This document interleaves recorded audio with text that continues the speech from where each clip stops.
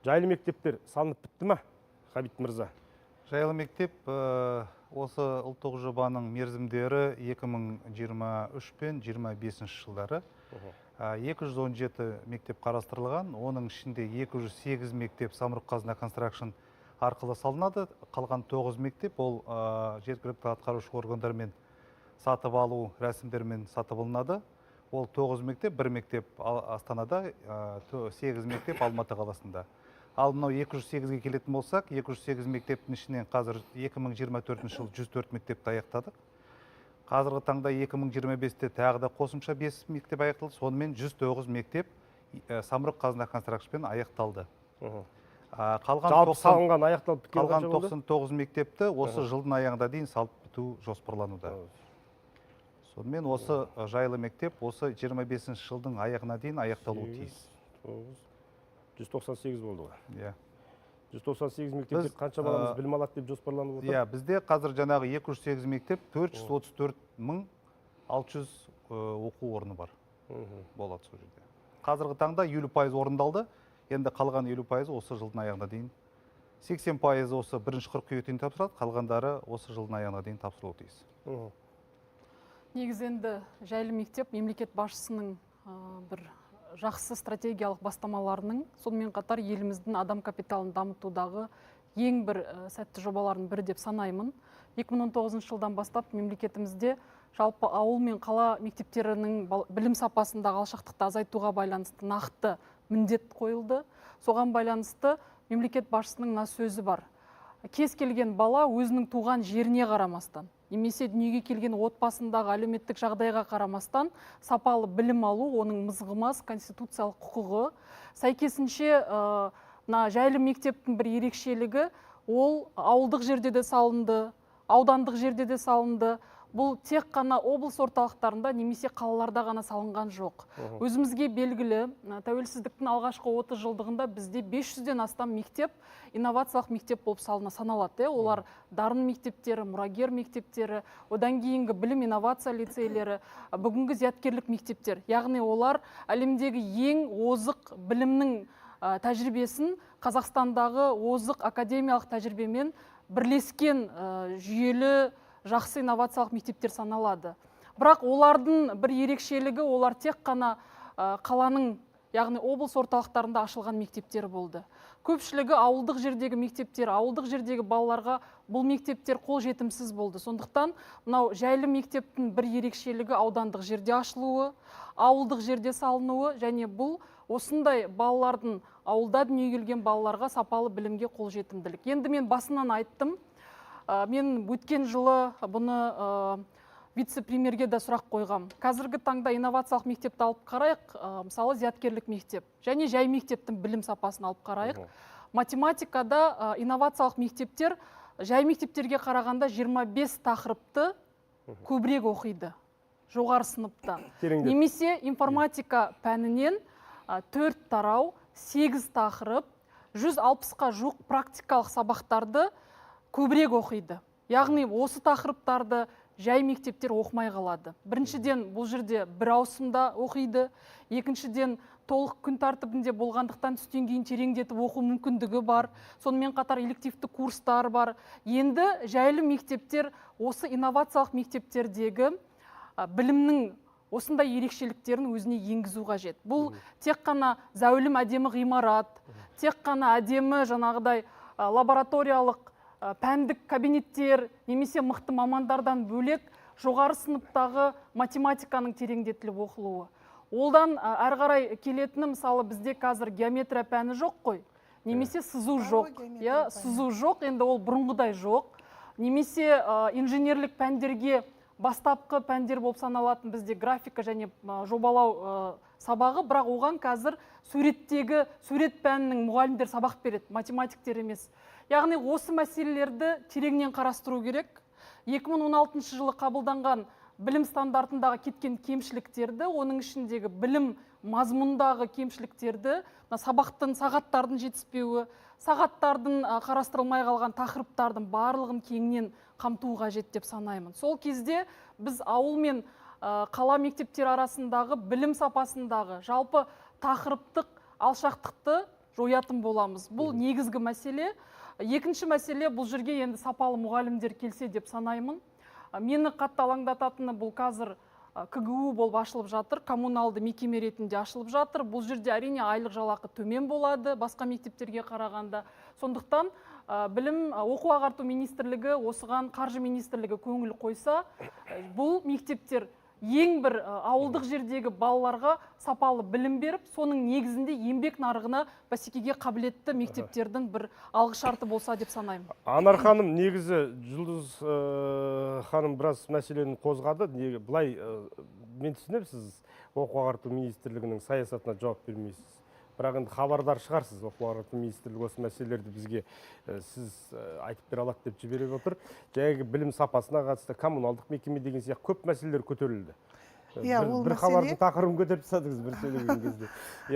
Дегенмен де мысалы қарасаңыздар, бізге жай ғана бір әдемі керемет мектептер салынып жатыр. Ол енді жай ғана емес, ертеңші сырты жылтырақ болғанмен, сырты керемет кербез көркем болғанмен, ішінде де сондай бір балалардың білімі жақсы болған қалаймыз, әлбетте. Материал техникалық база күшті деп отырмыз. Соны жаңадан келіп жатқан техникалық лабораториялық мысалға дүниелерді біздің мамандар, мұғалімдер біле ме? Қалай қолдану керек деген сияқты. Шын ғой? Сіздер заманауи технология келіп жатсыздар. Қазір оны айтып бересіз ол жерде. Жұлдыз ханым өте орынды мәселені көтеріп тұр. Әрине бұл бүкіл қоғамды қазіргі таңда алаңдатып отыр. Енді жаңа жайлы мектептерде барлық техникалық жағынан мүмкіндіктер жақсы қарастырылған. Жаңа Жұлдыз ханым айтып тұрған жобалау бар. Тағы да басқа қосымша сабақтарды өтуге техникалық жабдықтар толығынан жабдықталған. Басқа мектепке қарағанда ол жерде 4-5 есе мол деп айтуға болады, көбірек жасалынған. Бар мүмкіндік бар. Енді қазіргі таңда Ыбырай Алтынсарин атындағы ұлттық білім академиясы осы жайлы мектептер жобасымен айналысуда. Оның жаңағы директорларды тағайындау, жаңа Жұлдыз ханым айтып кеткен педагог кадрлерді іріктеу және оларға ұдайы әдістемелік қолдау көрсету. Яғни біз мектепті әдемі қылып безендірдік, өте жақсы техникалық барлық мүмкіндікті ұстаздарға жасадық. Оқушылар келіп қосымша үйренуі үшін барлық жағдай жасалынған, оның ішінде түрлі студиялар бар. Ол жерде жаңағы қазіргі заманауи техникалар бар. Олардың бәрін қолдануға ұстаздарды да әрдайым кәсіби тұрғыдан өсіріп отыру керек. Қазіргі таңда 3000-нан астам педагог өзінің біліктілігін арттырды. Осы жайлы мектеп үшін? Жайлы мектептің педагогтері. Енді алдағы уақытта бұл үрдіс тоқтап қалмайды. Ол жүйелі түрде жүзеге асырылатын болады. Сонымен қатар қазіргі таңда карьер өрлеу edu.kz деген сайт ашылды. Ол жерде еліміздегі ұлттық университеттерден аяқтап жатқан, тәмамдап жатқан біліктілігі, білімі, GPI жоғары студенттер түрлі тестілеуден өтіп іріктелді. Қазіргі таңда 600-ден астам осы университет бітіріп жатқан жас мамандардың кәдімгі дерек қоры жинақталды. Олар қай өңірге барып қызмет атқара алады, оның барлығы сол автоматты жүйенің ішінде бар. Сол жерден әрбір мектеп өзінің мектебіне керекті мамандарды таңдай алады, іріктей алады. Сондай мүмкіндіктер жасалып тұр. Енді оның барлығы осы білім сапасын арттыруға жасалған үлкен бір мүмкіндіктердің бірі және маңызды қадам. Енді жаңадан ашылған мектеп болғаннан кейін жақсы, мықты мамандар легі қалыптасу керек деп отырсыздар. Әрине. И сол бағытта жұмыстар жүргізілетін болады. Енді қараңыздар. Толықтырып өтіңіз содан кейін. Толықтырып өтіңіз. Осыған байланысты енді мен жұмыс істеп жатқан мектеп басшысы ретінде жайлы мектептердің осы Алтынсарин ұлттық академиясымен бірге өрлеу біліктілікті арттыру институтымен жайлы мектептің ұстаздарына арналған толыққанды курс қыркүйек қазан айларынан басталған болатын. Осы мамыр айында ол яғни жұмыс істеп жатқан мектептегі, жайлы мектептегі мұғалімдерді оқыту курсы 1 жыл бойы жалғасты. Жаңадан келген. Арнайы осы жайлы мектептер үшін курс биыл басталып кетті. Мұғалімдерді, яғни даярлау бойынша. Біздің сұрағымыз қандай? Біздің сұрағымыз сіздер инновациялық мектептер, зияткерлік мектеп па, білім инновация лицейлерінің білім бағдарламасының қайсысын алдыңыздар? Сіздер бір толық күн тәртібінде жұмыс жасайсыздар ма? Менің білуімше сіздер кәдімгідей 2 ауысымда жұмыс жасап жатсыздар. Сәйкесінше ол бұрынғы стандартпен жалғасып жатыр. Бұл бұрынғы стандартпен жалғасатын болса, онда ешқандай айырмашылық болмайды. Жайлы, келешек мектептерінің өзінің білім беру бағдарламалары болуы қажет. Ғимарат ауыстырған болмаса дейсіз? Иә, халық бұрынғыдай зияткерлік мектепке жаңағы бір орынға 8 баладан, немесе білім инновация лицейлеріне, немесе РФМШ-ға бір адам бір орынға 20 баладан тапсырып атады ғой. Неге?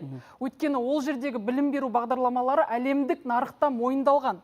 Зияткерлік мектепте әлемде 200 университет оларға бірінші курсты өзінің пәндерін толыққанды тапсыруға, яғни фаундейшн оқымай-ақ сол бірінші курсқа тікелей тапсыруға мүмкіндік береді. Өйткені ол көптеген бірінші курста оқытылатын фундаменталды пәндердің сағаттарын жабады.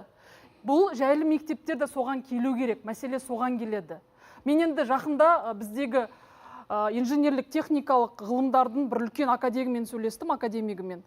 Сол кісі маған дабыл қағып айтты. Біз қазір көп айтып жатырмыз ғой, адам өзінің грантымен білім алу керек, сол грантпен барып жұмыс жасау керек. Ол кісі айтады, бізге келген балалар жоғары сыныптағы математиканы есеп шығара алмайды. Сызуды өтпегендіктен олар кәдімгі архитектураны нақты көрсете алмайды.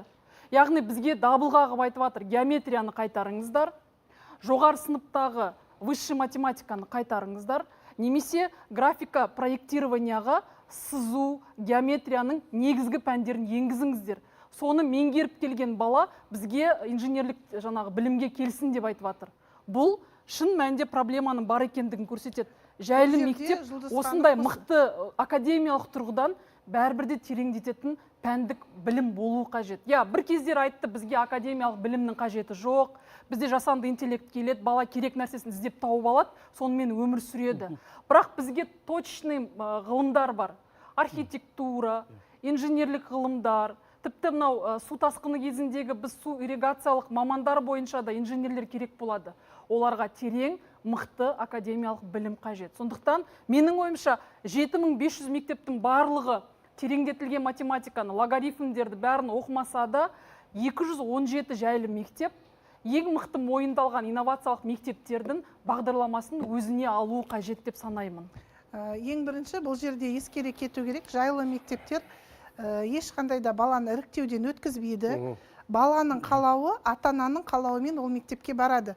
Жаңа сіз атап өткен зияткерлік мектебі болсын, білім инновация лицейлері болсын, ол жерде кәдімгідей іріктеп, білімдінің ішіндегі білімді таңдалып алады. Дарындылар. Иә, дарынды таңдалып алады. Сондықтан да одан кейін мына жерде жаңа сіз айтып кеттіңіз ғой, іріктеуге барған кезде ең мықты инновациялық білімдер ғой. Енді бұл жерде іріктеу болмаса да сол білім қолжетімді болу қажет. Әрине, бұл идеяның мақсаты да сол. Сондықтан ол жердегі іріктеу бар, іріктеу жоқ deyip сылтаудың айтудың қажеті жоқ. Ол мектептер 20 жылдан астам жұмыс жасап жатыр. Олардың білім беру бағдарламалары әлемде мойындалды. Олардың балалары қазіргі таңдағы әлемдегі ең мықты университетте білім алып жатыр. Яғни енді сол білім беру бағдарламалары жайлы мектепке келу қажет. Адаптациядан өту қажет. Әрине, оның барлығы ескерілетін болады. Өте орынды айтасыз. Бірақ та мына жерде тағы бір нәрсені айтып кету керек. Геометрия деген пән бар. Жаңа сіз айтып өткен сызу, тағы басқалар, стереометрия деген оның бөлімі бар. Ол сол жерде оқылатын пән. Одан кейін жаңа архитектура тағы басқаны атап өтіп жатсыз ғой. Иә, орынды. Бірақ та архитектура тағы да басқа мамандықтар ол жерде кәдімгі шығармашылық емтиханмен қабылдап алады. Олардың жаңа мектеп бітіріп келген түлектерді жайдан жай алмайды. Кәдімгі шығармашылық емтихандары бар. Шығармашылық емтиханнан қалай қабылдайды? Қандай 10 сағаттық математика оқиды, немесе 7 сағаттық математика оқиды. Соған байланысты өзінің пәндерін таңдайды. Сол кездегі оқитыны небәрі 6-7 пән. Жай мектепте бала 3 сағаттық математика болады, одан артық математика жоқ. Математиканы таңдау керек, 5 сағаттық вариативті болса, және 16 пән оқиды. 10-шы сыныпта ол емтихан тапсырмайды. 10-шы сыныпта зияткерлік мектептер тілдік пәндерден емтихан тапсырады. Соған сәйкес біз қазіргі таңда баланың миын ашытуды қоюымыз керек 16 пәнмен.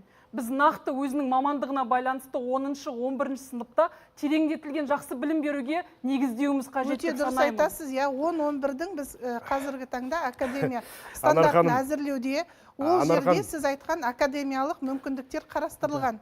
Сіз жақсы айттыңыз, дұрыс айттыңыз дейсіз, өзіңіздің позицияңыз былай екенін айтып жатсыз ғой енді. Жоқ, енді бар нәрсені айтып жатырмын, позициям емес, дұрыс түсіну керек бұл жерде. Анархан, мен бір нәрсе түсіне алмай тұрмыз бұл жерде. Яғни жайлы мектептің енді кәдімгі мектеп бар ғой.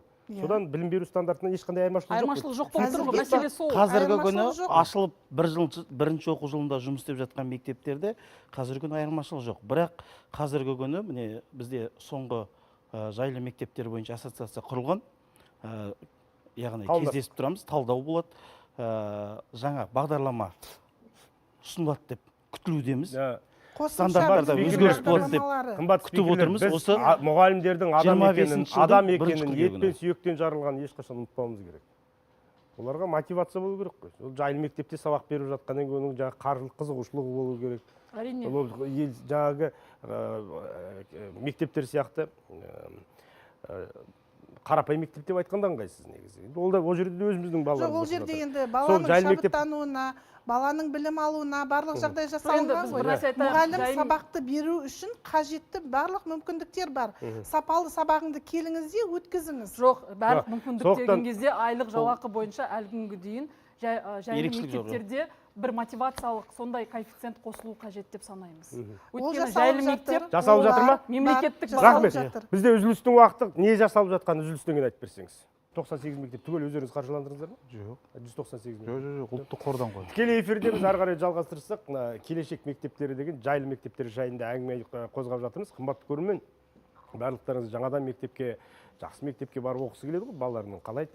Ендеше сол мектептер жаңадан салынып жатқан жайлы мектептерге баратын ата-аналарға ешқандай жаңа талап қойылмайды ғой, иә? Солай ғой түсінгенім, иә? Талап қойылмайды. Мен енді бүгін бар ғой, эфирде бір нәрсе айтқым келеді. Бүгін маған ақпарат келді, өтініш келді ата-аналардан. Алматы қаласында 215-ші жайлы мектеп. Мен бүгін бірінші вице-министрге хабарластым.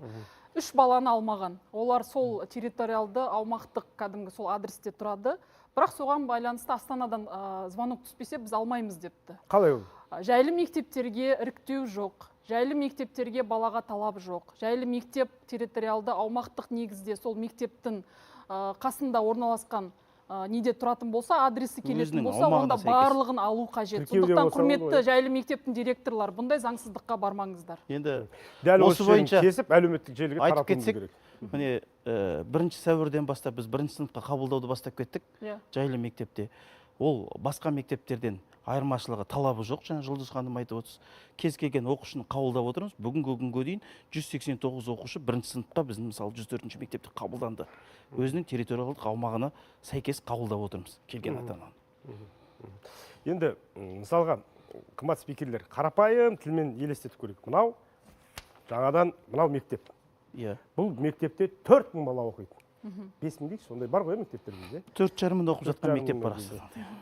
5800 бала оқыған бар ғой, 3 ауысымдағы мектептерде бар. Ол мәселені әлі шеше алмадық.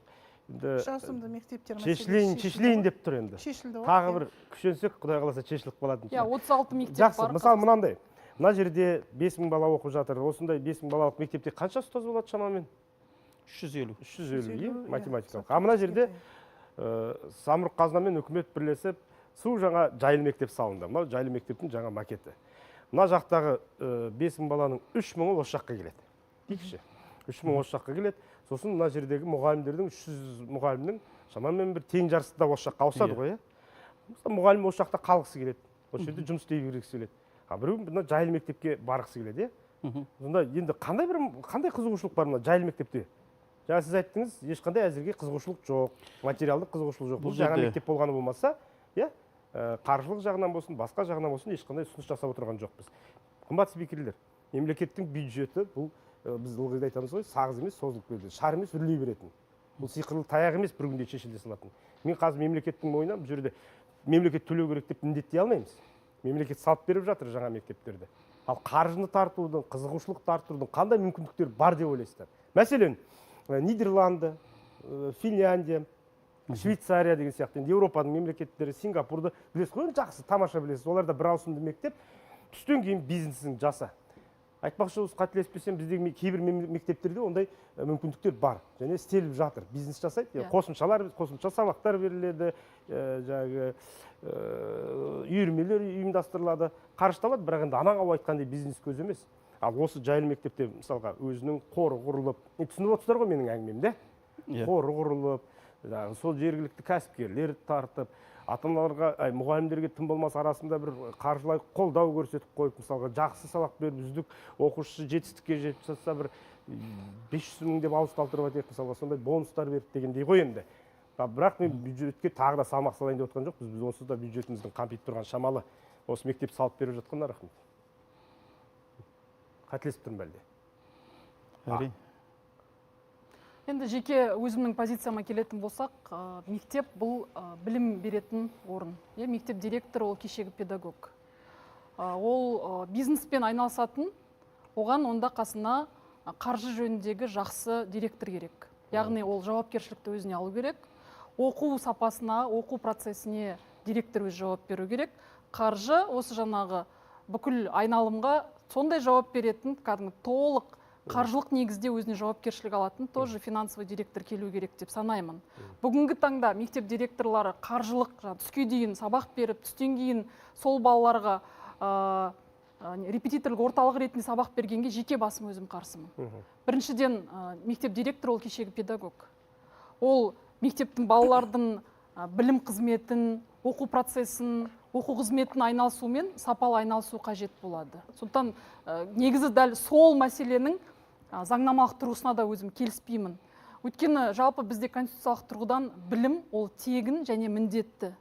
Сондықтан бұл жерде менің ойымша бұл бәрібірде де теңсіздікке алып келуі мүмкін. Бұны заңнамалық тұрғыдан толық қарастыру қажет деп санаймын. Субъективті пікіріңіз? Бұл мен субъективті пікірім. Бірақ егер мектеп директорының қасына, осы тәжірибеге сүйеніп отыр ғой. Мен Финляндияда бұл тәжірибені өзім көрдім. Яғни түске дейін бұл жерде тек қана бір ауысымдағы мектеп.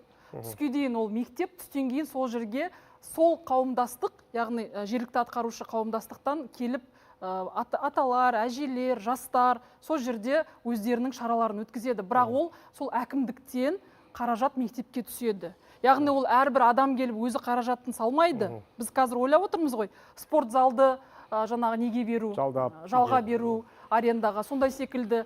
Жоқ, егер мектептің директоры тек қана білімнің сапасына, білімнің қызметін ұйымдастыратын болса, әңгіме жоқ. Оның қасына қаржы директорын, финансовый директорды қоятын болса, ол осының барлығын маркетинг тұрғысынан жасайтын болса, жауапкершілікті өзіне алатын болса, соның барлығын есептеу керек. Өйткені бұл жерде сіз ойлаңыз, 3000 мектепті түске дейін 1000 бала жүріп өтеді, түстен кейін 1000 бала жүріп өтеді. Оқу жылының аяғында ол мектептен не қалады? Ол мектептің кәдімгі несі бар, жөндеуі бар, ағымдағы жөндеуі бар, эксплуатациясы бар, оны да есептеу керек. Сондықтан келген қаржы, ана кететін ағымдағы жөндеуге кететін қаржымен оның аражігі қандай болады? Оның барлығын қаржы жөніндегі директор айналысу қажет деп санаймын. Бұл менің жеке өзімнің субъективті пікірім. Жалпы бұл мектептерде жағдай жасалынған ғой. Еңбекке баулуға мүмкіндік бар, баланың шығармашылық әлеуетін арттыруға мүмкіндік бар. Яғни түс қайта ол жерде кәдімгі қосымша білім алып, біз айтып жатырмыз ғой қазіргі бұл таңда. Сіздер бір ауысымдасыздар ма, екі ауысымдасыздар ма? Қазір Астана қаласында алатын болсақ, жартылай мектептер 2 ауысымда жұмыс істеп жатыр. Баланың қабылдауына байланысты кейбір мектептер 1 ауысымда жұмыс істеп жатыр. Мысалы, мен жұмыс істеп отырған мектеп 1 ауысымда жұмыс істеп жатыр. Біз түстен кейін қосымша үйірмелермен айналысып жатырмыз. Бірақ анау айтқандай, яғни жаңағы пайда көзі емес, оны бизнеспен емес, балалардың жалпы өзінің шығармашылығын дамыту үшін, жаңағы спортқа деген қызығушылығын арттыру үшін, балалардың бос уақытын ақыл негізде ғой, бірақ ақыл негізде ғой. Айтатын болсақ, жоқ. Айтпайтын болсаңызшы? Жоқ, шынайы айтатын болсақ, жоқ, енді рационалды түрде бұның шешімін табуымыз керек қой бұндай мәселелердің. Біз неге ол жаңағы білімге бір бизнес деп қараудың қажеті жоқ. Таңертең конституциялық құқығын сақтап, сабағын бердіңіз, білімін бердіңіз, ары қарайғы мәселелер деген сияқты ғой енді. Жақсы. Бұл енді жоғары деңгейде, министрлік деңгейінде талқыланып, болашақта шешім таба жатар.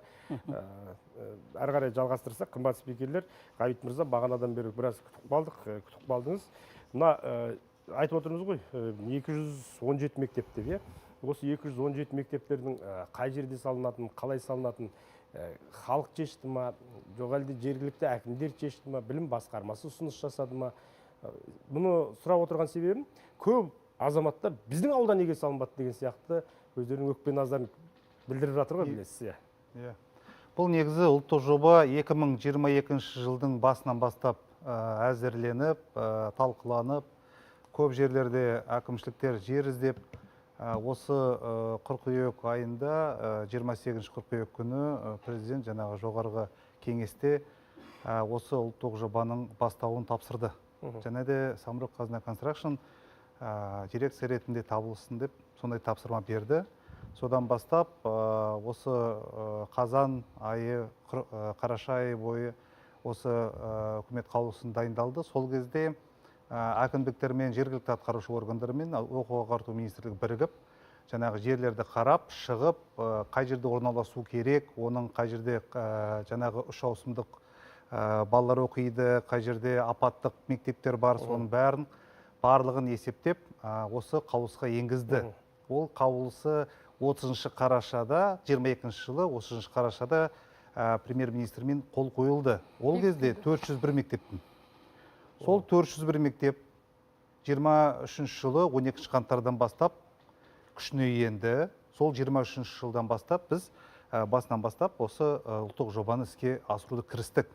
Бірақ өкінішке орай оның жаңағы осы 2023 жылы бойы 3 рет енгізді сол жерге. Өзгерістер енгізілді. Біріншіден жаңағы қаражат үнемдеу. Екінші жаңағы мектептерді қайтадан қарастыру. Қай жерде орналасқан, оның орындықтары қанша. Мысалы 1200 орындық болды ма? Қаулысында 16-да 900 қойды. Бір жерде 300 орындықты 600 қылды. Сондай өзгерістер болды. Оны бірақ барлығын оқу ағарту министрлігі мен жаңағы жергілікті атқарушы органдар қайта қарастырып, қазіргі таңда 217 болып қалды. Енді 401 мектеп қайда, 217 мектеп қайда. Сол 217 мектепті қазір осы аяғына дейін салып біту сол жоспарда. Ал егер қазір әрине әкімдікте болғанда жаңағы бір жерде мысалы 59 мектеп болуға салынуға тиістетін осы Түркістан облысында. 29 мектепке қысқарып қалды. Енді әрине ол жаңағы тұрғындарға бәріне айтқан ғой, енді мына жерде мектеп жайлы мектеп болады, мына жерде жайлы мектеп болады деп, әрине халық сенді оған, сол жерде салынады деп. Бірақ өкінішке орай жаңағы қаражат үнемдеу жағынан және де кейбір жерлерде мектептерді алдын ала жаңағы үйлер салынатын жерлерде жоспарлап қойған ғой. Сол жерлерді алып тастап, жаңағы қайтадан қарастырып, қазір 217 болып қалды. Жаңағы айтып кетейін дегенім, жаңағы қосып кетейін дегенім, 208 мектептен 43% ауыл жерде. Осы алдында айтатын, осы неге сендер алып қойдыңдар, осы неменеге Самұрық Қазына Констракшн сендерге неге берді, неге әкімшіліктерге бермеді деп. Соны айтайын дегенім, осы хронология жасасаңыз, 2023 жылы қаңтардан бастаса осы әкімшіліктер, мен оларды қазір жаман деп айтып жатқан жоқпын, бірақ олардың жаңағы мемлекеттік сатып алу рәсімдері бар, бюджеттік рәсімдері бар. Солардың бәрін қарағанда 2023 жылы жоспарлау, жаңағы жобалау жұмыстары, 2024-те... Сіздерде тендер болған жоқ қой? Тендер басында болған жоқ қой? Жоқ, тендер бірден барып салдыңыздар ғой, проект болған жоқ, кейін бар проектирование болды. Тендер болды, 2023 жылдан бастап, жаңағы біз наурыз айынан бастап, мамыр айына дейін конкурс өткіздік. Конкурс өтті, о жерде жаңағы бізде 59... Онда неге кейбір салған мектептер проектіге келмейді деп қайттан бұзып, қайттан салуға мәжбүр болды? Жоқ, ондай мектептер болған жоқ, о жерде былай болды. Бұл жерде негізі, осы негізі қазіргі тұрған мектептердің неге осы қысқа мерзімдер салынған айтайын деп едім, ол EPC жаңағы механизм арқылы осыны салып жатқан, өйткені жаңағы әкімшілікте айтқан жоқпын. Әкімшіліктер оны бір жыл жобалау жұмыстары жүргізуші еді. Сосын 24-те конкурс өткізеді, ол конкурс жарты жылға өтіп кетеді. Сосын оны 20 ай бойы салады, ол 26 жылы салынып бітуші еді. Жаңағы бүкіл осы 217 мектеп. Бірақ оған қарамастан біз 2023 жылдан бастап жарты жыл бойы сол жобалау жұмыстарын жүргіздік. Сол жобалау жұмыстары біткеннен кейін, жаңағы құжаттары байда болғаннан кейін, құрылыс жаңағы чертеждар бар ғой, солардың бәрін қолына бердік, құрылысшылардың, олар салып кетті. Бірақ ол жаңағы салып бастағаннан кейін тек қана сметалық құжаттама болған жоқ. Сметалық құжаттама болған жаңа бағалау ғой жаңағы мектептердің құрылысын. Бірақ сол кезде біз егер сол тамыз айынан 23 жылдан бастамасақ, қазіргі таңда осы мектептер тұрмаушы еді. Соның айырмашылығы сода да, өйткені біз мемлекеттік сатып алудан өткен жоқпыз. Кейбір облыстарда мектептер салынды деп ақпарат берілді, салынбаған мектептеріміз бар, оны жоғары аудиторлық палата көрсетті.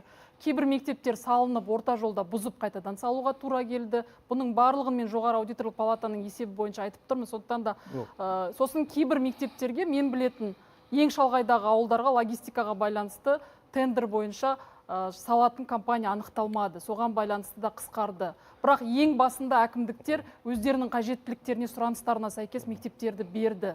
Бірақ екінші қайтара сіздер қысқартқан кезде әкімдіктер сол кезде қиналды. Біз қысқартқан жоқпыз. Біз оған қатысымыз жоқ. Қаражатқа байланысты қысқарды ғой. Жоғарғы аудиторлық палата тексеріс бізде әлі басталған жоқ, әлі бізде болған жоқ. Олар 2023 жылы біз мынау жобаны бастаған кезде, егер біз осы құрылысшыларға 50% аванс бермегенде, қазіргі таңда бұл мектепте тұрмаушы еді. Сол кезде 23 жылы желтоқсан айында аудиторлық палата біздің шотымызда бөлінген 500 миллиард теңге, оның 300 миллиарды біздің шотымызда жатты деп, соны ескертулер жасады. Ол бар. Енді жоғары аудиторлық палатаның 2 апта бұрын бізде есебі тыңдалды. Ертең бізде медициналық дәрі-дәрмекке байланысты жоғары аудиторлық палатаның төрағасы келеді. Бірақ оған дейін жайлы мектеп бойынша кәдімгі толық бір слайд көрсетілді. Қай мектеп салынбады, қаншаға салынбады, қаншаға айлық жаңағыдай суммасы өсті, соның барлығын жоғары аудиторлық палата беріп тұр.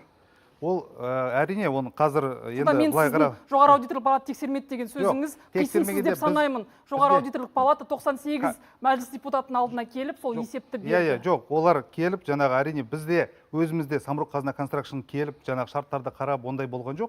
Әрине, жаңағындай айтады ғой, жаңағы дистанционно бәрін ақпараттарды алды. Әрине, оларда ескертулер осындай. Жоғары аудиторлық палатаның жұмысын дұрыс деп тұрған жоқсыз ба? Жоқ, мен айтып тұрғаным, ол жерде жоғары аудиторлық палаталар біз құрылысты бастап, оны бұзып, қайтадан салу деген ондай фактор болған жоқ. Мен фактілерді білемін. Ол фактілерді айтсам да болады. Енді оған біз бүгін жайлы мектептің, келешек мектептердің мазмұны туралы сөйлеуге келдік, шын айтқанда. Бірақ оны жайлы жоғары аудиторлық палата берді.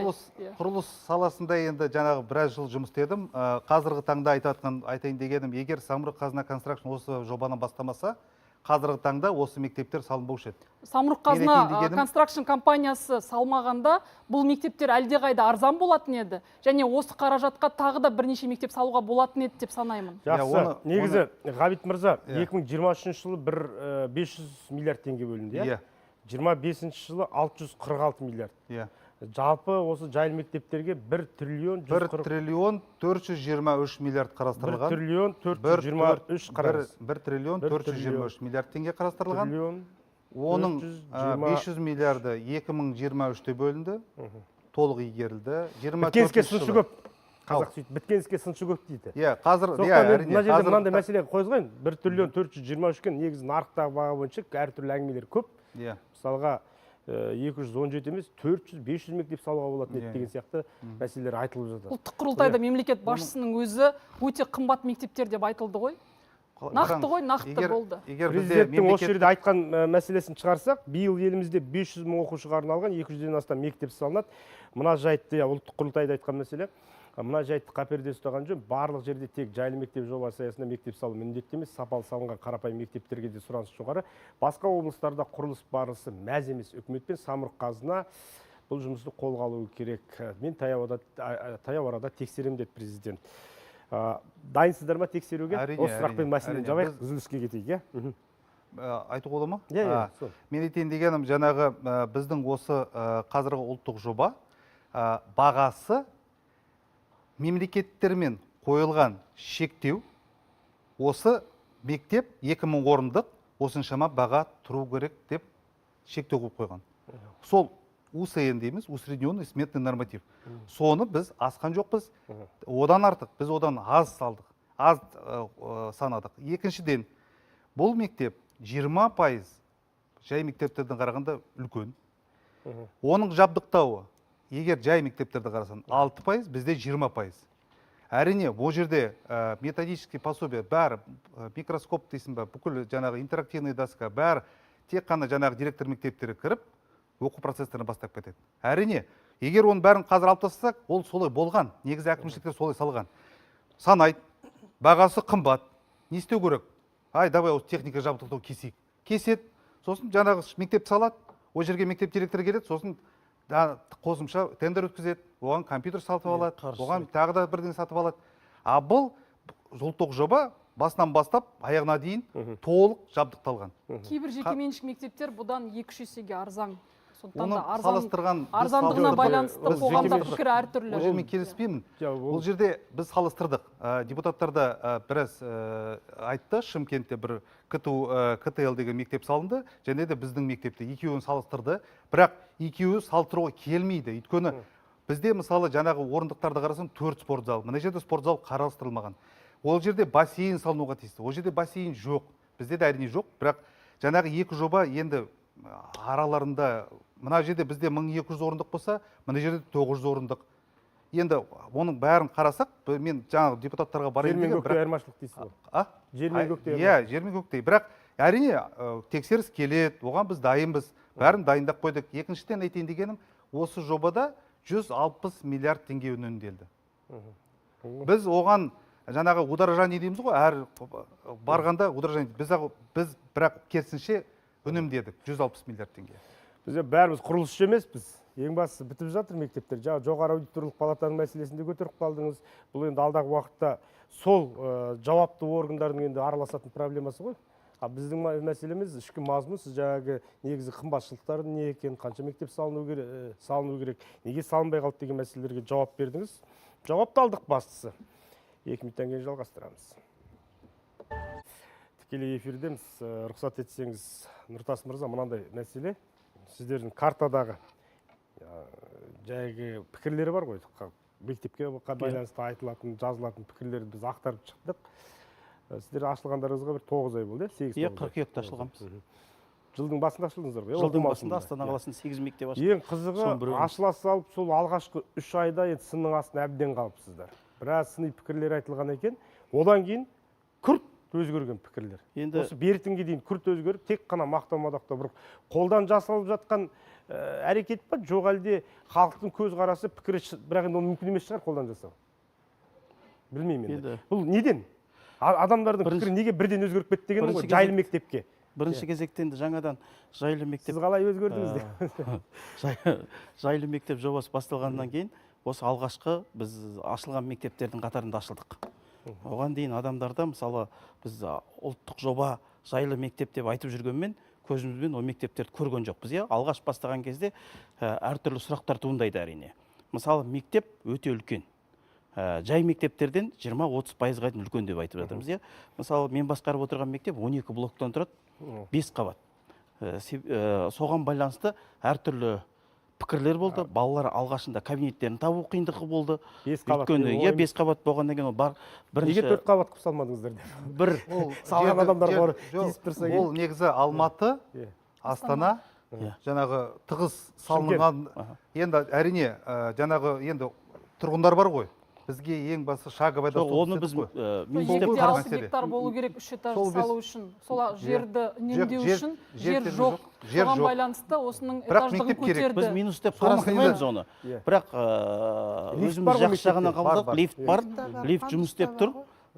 Және де біз көш жүре келе түзеледі дейді ғой. Бірінші келгенде оның жайлы мектептің жаңа техникалық жабдықталуын ғана көрсетпей, біз ең бірінші өзіміздің ұстаздарымызды да дайырладық, ол кісілермен жұмыс жасадық.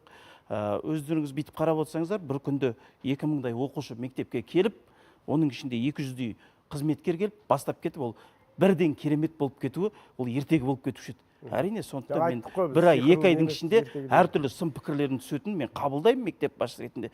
Және жаңағы картада түсіп отырған пікірлерді өзім оқып отырып, ол бойынша жазған кісілер болса шақырып, сөйлесіп, сіз неліктен осындай жаздыңыз, қандай дүние болды, бізден қандай ағаттық кетті. Өйткені бәріміз бір керемет адамбыз демейміз, бізде де минус болуы мүмкін. Сондықтан соны қарастырып, соны жоюға тырыстық. Екіншіден, жаңадан қалыптасқан ұжымды ынтымаққа шақырып, біріктіріп, және де біз өзіміздің оқушыларымызға жайлы мектептің концепциясын түсіндіруге тырыстық. Осы бағытпен жұмыс жасап, енді қазіргі күні біздің осы бірінші оқу жылын аяқтадық, алғашқы түлектерімізді шығарып жатырмыз. Соған байланысты ата-аналарда жақсы ой қалыптасып, мектептің ішіне біз ашық есік күндерін өткіздік. ұбт-дан қалай өттіңіздер? ұбт әлі болып жатыр ғой, ол аяқталған жоқ қой. Себебі содан кейін мен өзім ойлаймын, халықтың да көзқарасы өзгерді деп, жұрттың. Иә. Себебі ашық есік Инклюзиялық мүмкіндік толығымен жасалған, иә? Әрине, бұл жерде кабинеттерде де бар, пандустар да бар, лифттер қарастырылған, және де жаңағы сан тораптар бар, солардың санитарлық тораптар бәрін қарастырылған, әрине. Мектептің кіреберісінің өзінен қарайтын болсақ біз, Фейспен кіре ма балалар? Фейс ID-мен кіреді, кіребергеннің өзінен қарайтын болсақ, біз қазір жай мектептермен салыстырған тұрды, біз 5 есікті ашып, 5 есіктен кіргізіп отырмыз. Алматы қаласында оның өзі керемет жайлы. Рахмет, Жұлдыз ханым, бізге берілген уақыт аяқталған екен. Барлықтарыңызға алғыс айтамыз. Ең бастысы, жаңа айтып отырмыз ғой. Қалай болады екен бұл мәселе? Басы басталып, аяқ сол баяғы ЛРТ болып кетпей ма деп елеңдеп, алаңдап жүрдік. Жоқ, олай болған жоқ, ең бастысы. Ең бастысы олай болған жоқ. 150 миллиард теңге үнемделді де ары қарай жақсы болып жатыр. Мен сіздерге Алматыдағы көп балалы, 6 баланың әкесінің әлеуметтік желіге видеомен жазған бір шынайы әңгімесін айтып берейінші. Сол әңгімемен эфирді аяқтағым келеді. Алматыдағы ықшам аудандардың бірінде тұрады екен. 3 баласы бір мектепке барады. Балалардың, сол мектептегі балалардың саны 4000-нан асады екен. 4000-нан асады. Жайлы мектеп салына бастаған, 1,5 жылда біткен, жаңа 90, қыс қой енді, қыс мезетінде жаңа 90, балалар 90-дық демалысқа кетеді. Сөйтіп жаңа мектепке, балалардың тең жарысы жаңа мектепке барады. Ал жаңағы атаны әкенің балалары енді біреу ауылдың басында, біреу аяғында тұрғаннан кейін, бұл көп балалы әкенің балалары сол бұрынғы мектебіне барады. Үшеуі де улап-шулап бұрынғы мектебінен келіп айтады дейді, мәссаған әке, біздің мектеп кең екен ғой деп айтады дейді. Түсіндіңіздер ме? Сол негізінен бала сыйса, балаға кең болса да, ол онсыз да сол мектеп жайлы болып қала бермек. Сондықтан жаңа мектеп болсын, жайлы мектеп болсын, ең бастысы ол білімнің сапасы. Білім жақсарса деп тілегіміз келеді. Ал алдағы уақытта бұндай жоба жалғаса ма, жоқ па? Қысқанысы. Көреміз, өйткені өнімдерге қаражат бар, оны неге істемеске ары қарай жалғастырмасқа? Рахмет. Эфир тізгін ұстаған Ерқанат көп жасар, көп жасайық. Жайлы мектептер көбейе берсін.